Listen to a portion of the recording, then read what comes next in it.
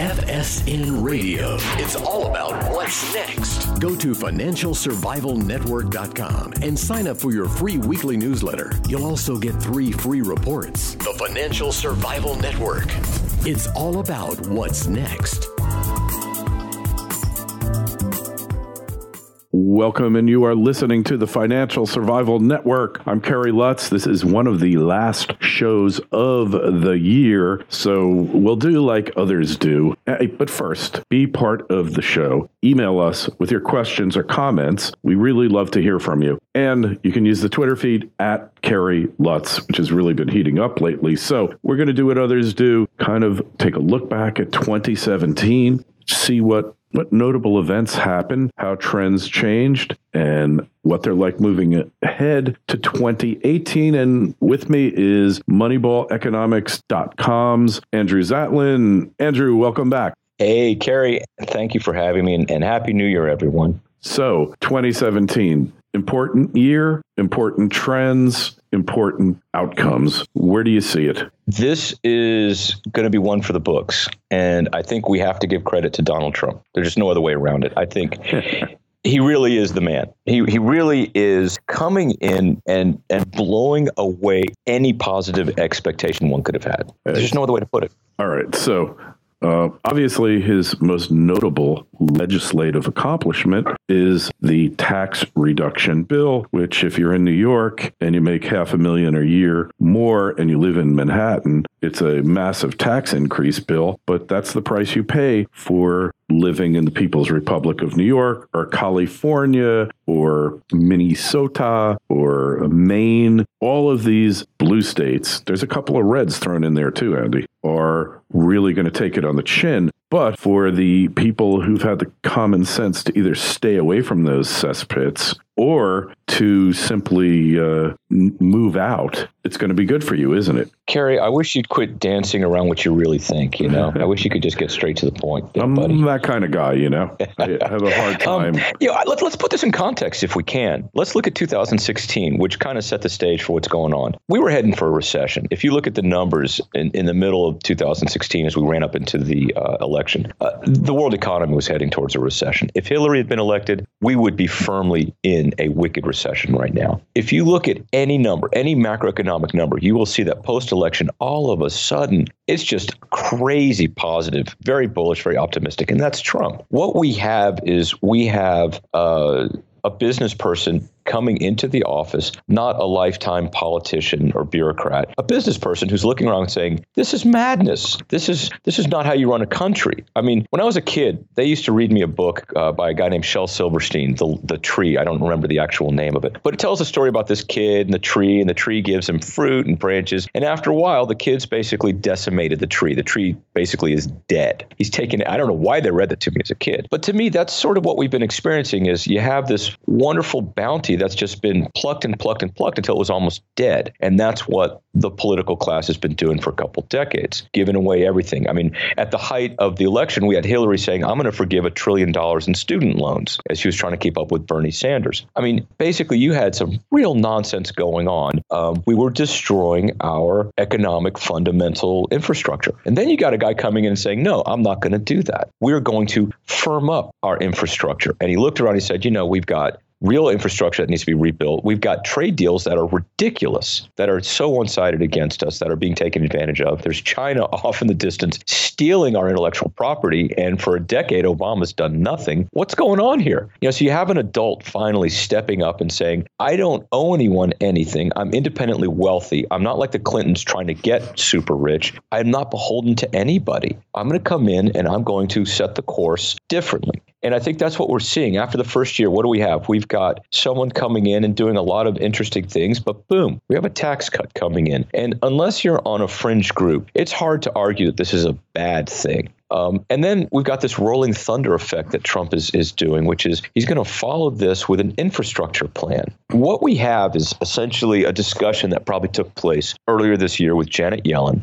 where you've got a baton being handed off from monetary policy led by the Fed to fiscal policy led by Trump. And there must have been a discussion where he said, look, I want the Fed to support this. We can no longer continue with this madness of throwing out easy money and hoping it's going to trickle down. We need to have real productive economic change here. We need to really focus on some long-term gains, not the short-term, if I goose the rate a little bit, look at what happens. I sell a few more cars. And I think that Trumpflation has been very effective. Going forward, if he follows that up with another play beyond the tax cut, wow, you're talking about a decade. I mean, imagine redoing our bridges, roads, and all this great infrastructure. This is multi-year type of stuff. It takes years for this stuff to start and stop. This is a real game changer. And then meanwhile, he's looking around the world. He's pushing back on NATO saying, hey, how come you guys aren't spending money the way you're supposed to? How come? And you and I talked about this, Kerry, I recall last year, where we were talking about what's wrong with Donald Trump raising his hand and saying,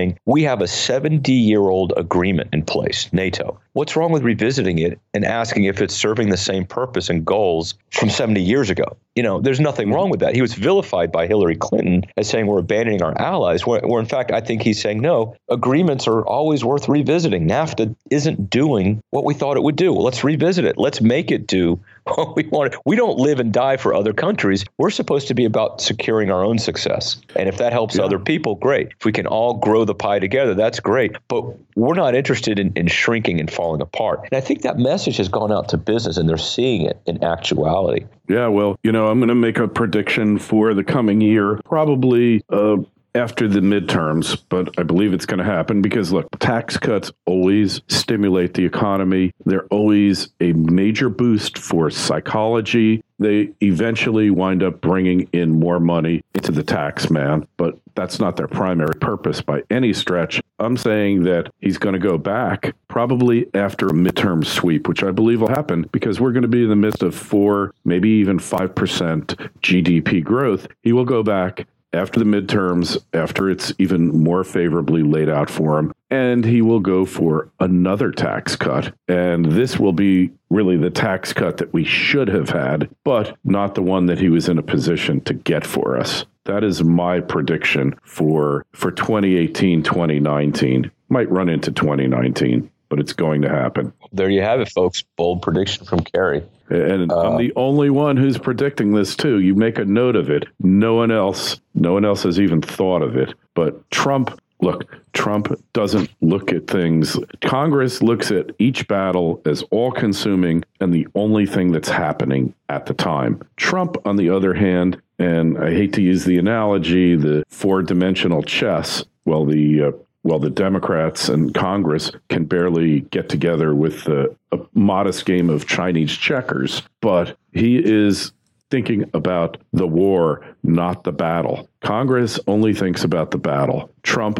always is looking at the bigger picture. And that's why this is going to happen, because you agree these tax cuts are further going to turbocharge the economy? Andrew? Yeah, I think you got to look at it in two ways. And both of them are longer term impactful than cutting rates or something like that. I mean, when you shift the game as much as he has through a tax cut, it's got a long-term impact, immediate and long-term. It's economic, but it has that political dimension, right? Can we talk politics? Right? Sure. He basically has just crushed the Democratic Party. These tax cuts go to solidifying his base, but it also goes to the folks who are on the fence a little bit.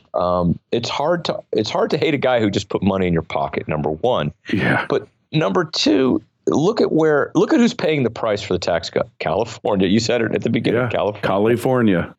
What happens when you have a tax cut along the lines of reducing or eliminating the state and local taxes? So let's really talk about that. The reason California and New York are going to get hit is all of a sudden the people who live there aren't going to be able to deduct as much as they want to. So what that really means is they're going to spend less. So in California and New York, their economies are going to slow down because people won't have these massive deductions that they were enjoying. What does that mean? Well, it means that the tax revenues will start to stall. And all of a sudden, these people, I live in California, 10% tax rate, income tax. 13 if you're making over $1 million. Yeah, sales tax is horrible. But what happens is the blowback, because people don't like to get less services given the high taxes that they're paying. And that's what's going to happen is this tax cut pushes back on local politicians in California and New York and basically slows down the amount of revenue coming in, which forces them to do the guns and butter decision. Do I cut services, and if so, which ones, or do I raise taxes? There will be a huge revolt if they raise taxes.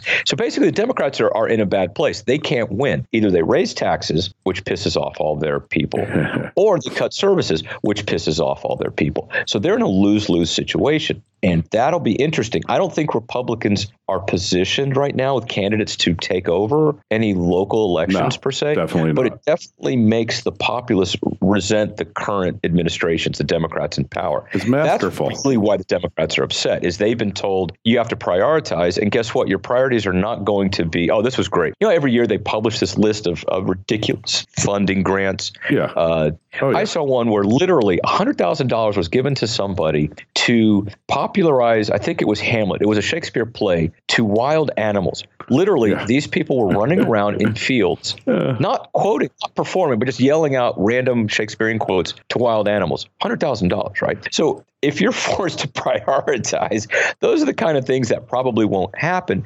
And we know that that's not exactly a place where the elected officials of California and New York want to be. They don't want to have to, California was just rated as having the worst teachers out there. I mean, come on, all this money that's being spent, the voters know that it's being misspent.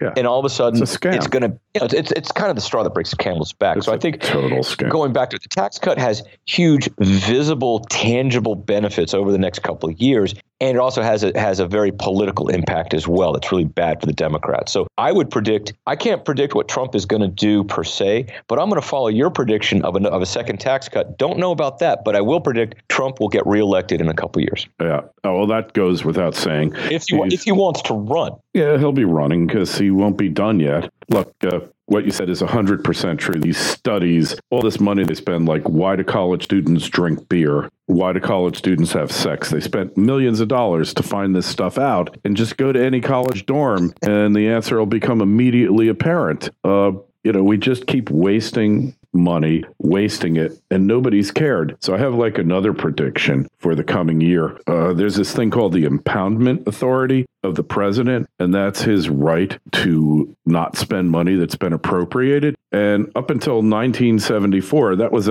basically an absolute right of the president. And then the Congress passed this Impoundment Act, which said you can impound the money, but we have to approve it within 45 days or it's a no-go. And there was a Supreme Court case kind of supported it, but the Supreme Court was a lot different in 74 than now. I believe he's going to be impounding left and right and daring them to go to court. And they probably will go to court. He might win, he might lose, but he's still not going to spend the money because he's got all these positions, Andrew, that are supposed to be filled, like the undersecretary, deputy assistant secretary for in the State Department for exterminating facilities. That requires an undersecretary. And he just said, what do we need to fill this for? It's a BS position. It's a total political plum. And I don't need that guy. If I got to get rid of bugs in the State Department, I'll hire an exterminator. I don't need a deputy undersecretary for extermination affairs. Well, let's use the EPA as an example, right? Where you've had, what's the latest figure? 30% of the EPA staff are no longer there. 700, almost 800 people have fled the axe. And let's talk about that for a second, because, the EPA is,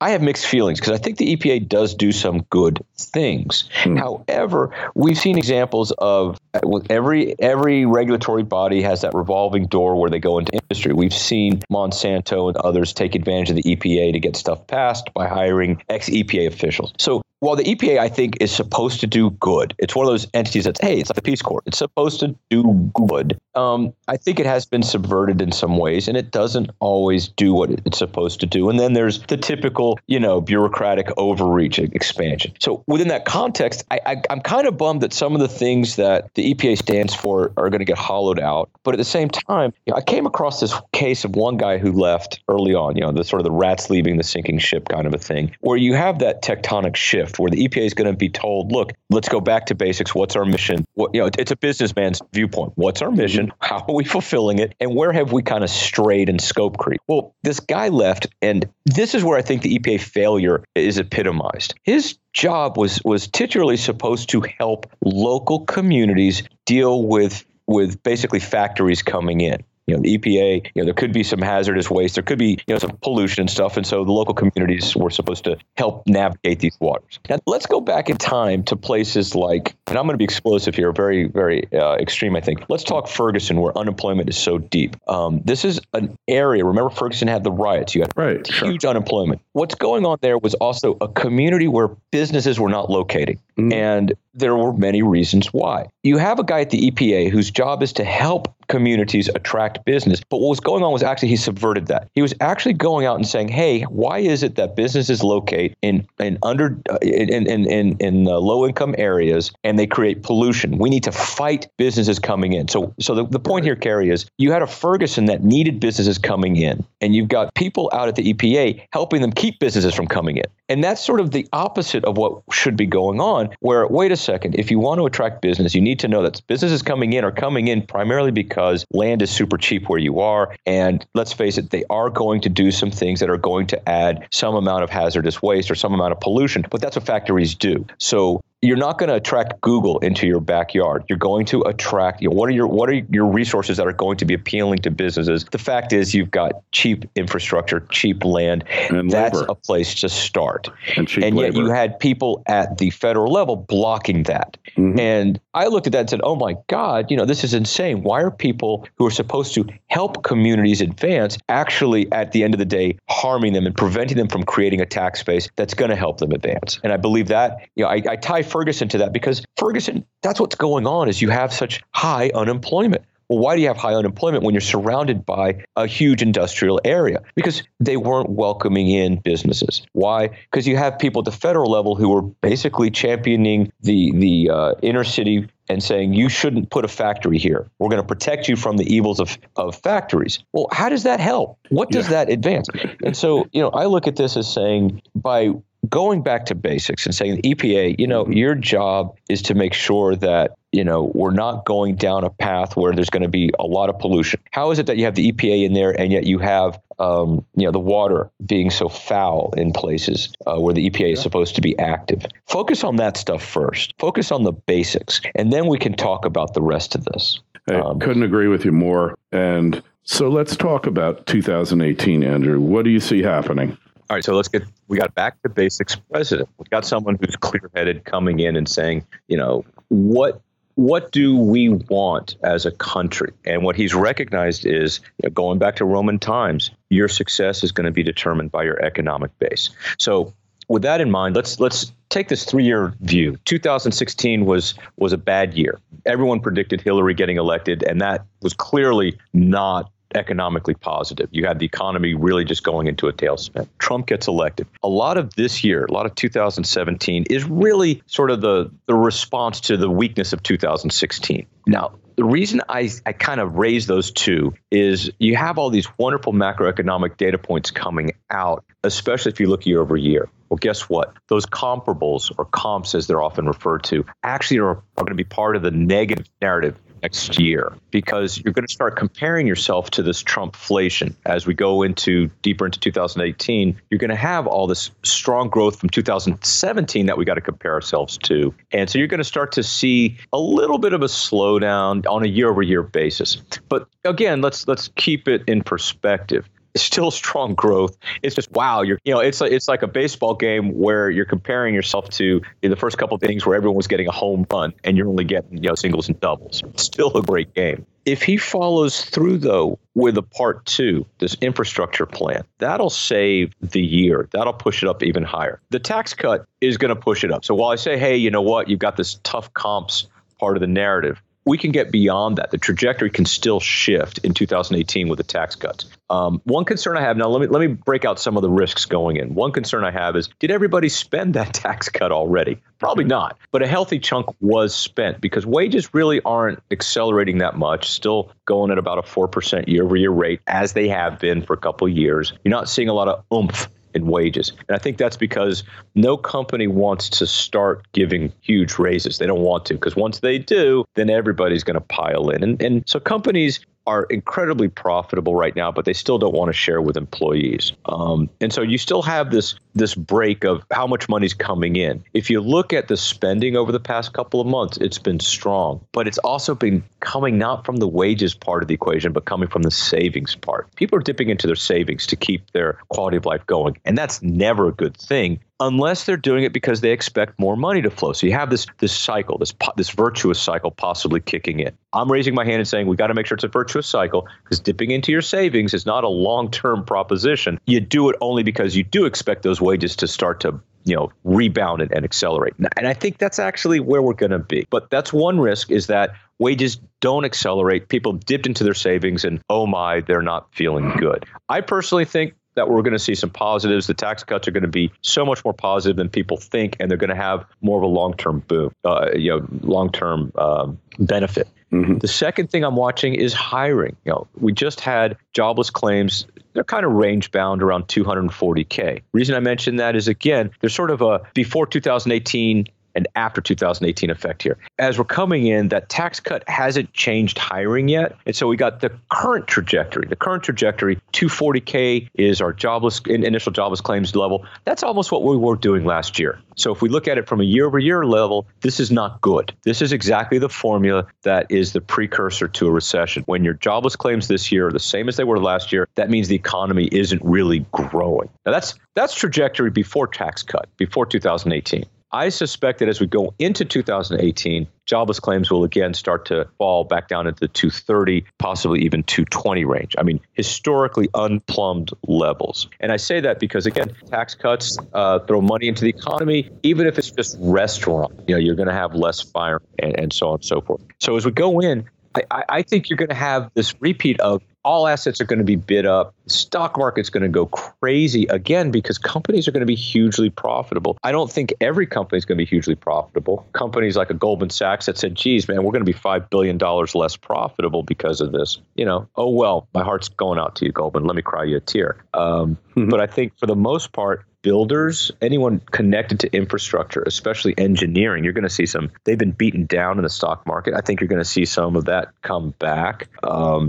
I think the consumers, especially cyclicals and especially the non-cyclicals, so where the fun money goes, I think you're going to see them pile up again and move up. I think the stock market's going to get another win. And why? Let's face it, Kerry, at the end of the day, the stock market has one huge buyer, and that's the 401k plan. And as long as jobs are growing and as long as wages are growing, people will put more money to their 401ks, and it's just looking for a place to park itself. And with oil up as well, you've got Saudi Arabia and Norway and all these other sovereign wealth countries that benefit from high oil prices. They're going to park money somewhere, and it's the U.S. stock market where they put it. So I look at the U.S. stock market as being a great place to be, but I also look at every asset. Look at gold. Gold's back. And it's up today.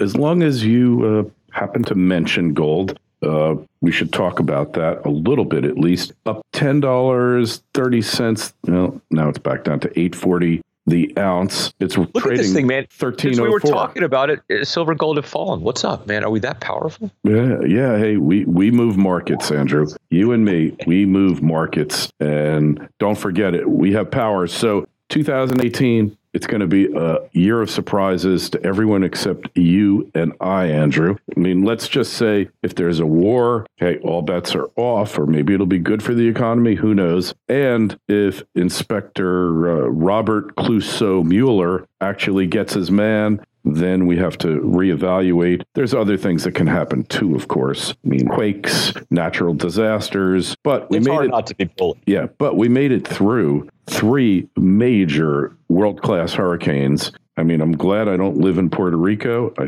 really feel for the people who do, and will help them in any way possible. Houston's on the rebound, and the rest of it, hey, it's working the way it should. So anyway, Andrew, just tell us again where we find you and best way to connect with you on the web. Moneyball Economics is the fun place to start. We also have the Moneyball Trader if you would like to subscribe. The Moneyball Economics is free.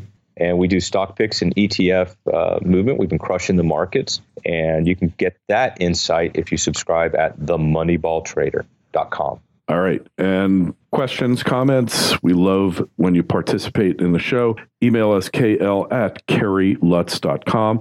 The Twitter feed's @KerryLutz. Facebook page is Financial Survival Network. This might be my last show of the year. So if it is, then I wish all of you a happy and a healthy new year. Stay away from public places with lots of people. Never a good idea, even when there wasn't terrorism. And just be safe, be healthy, be happy. Start looking for how you're going to make the new year work for you. It's not that hard. A little investment here and a little bit of human capital will take you a long, long way. Andrew, happy new year to you and yours. And we'll talk to you again next year. Looking forward to it. Thanks again, Kerry. FSN Radio. It's all about what's next. Go to financialsurvivalnetwork.com and sign up for your free weekly newsletter. You'll also get 3 free reports. The Financial Survival Network. It's all about what's next.